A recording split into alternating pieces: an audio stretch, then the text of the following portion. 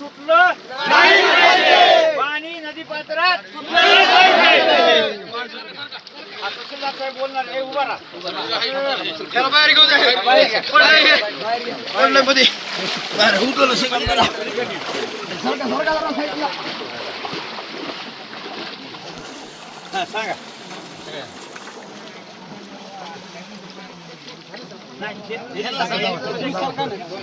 गावचे प्रमुख सगळे सरपंच दोघं तिघं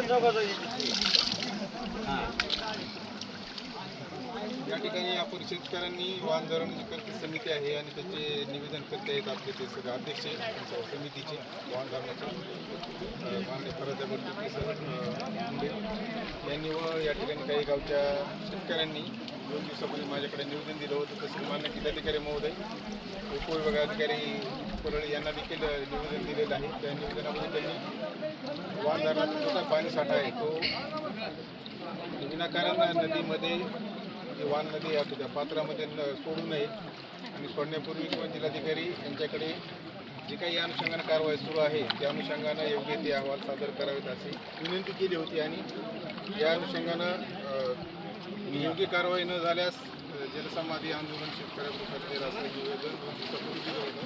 परंतु या अनुषंगानं तालुक्याच्या प्रशासनाने या ठिकाणी दुसऱ्या काही मोठी ग्रामस्थांनी किंवा एकच्या चांगली असेल किंवा त्या साईडच्या एकूण ग्रामस्थांनी निवेदन दिलं होतं की वाहनदरीमध्ये पाणी सोडण्यात यावं. त्या अनुषंगानं इरिगेशन डिपार्टमेंट ते अधिकारी जिल्हा परिषदेचे अधिकारी किंवा तद्वतच पंचायत समितीचे अधिकारी या ठिकाणचे परळीचे यांनी त्या अनुषंगाने त्यांचे जे अहवाल आहेत की जे आपल्या नदीकाठचे गाव ग्रामपंचायत 7-10 ग्रामपंचायत नावं त्याच्यामध्ये तुम्हाला ते नावसुद्धा मी वाचून दाखवतो.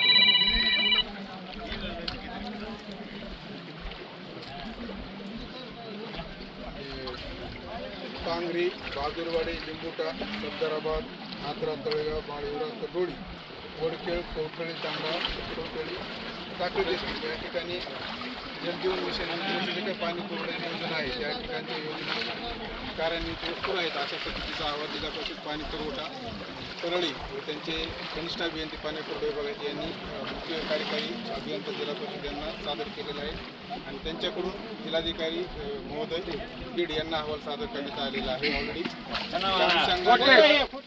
साहेब ऐका ना, नदी पात्रामध्ये जर पाणी सोडलं तर पाणी किती वेस्टेज जाईल? अहवाल नसतात असे सहीचे गेलेले नाही, नदी पात्रात जर पाणी सोडलं तर वेस्टेज विहिरी ओस पाईप सोडून विहिरीमध्ये पाणी सोडता येतं ना. ओस पाईपानं विहिरीमध्ये पाणी सोडता येतं. नदी पात्रात पाणी सोडलं तर किती वेस्टेज जाईल? आपलं मरणाची अवस्था येईल.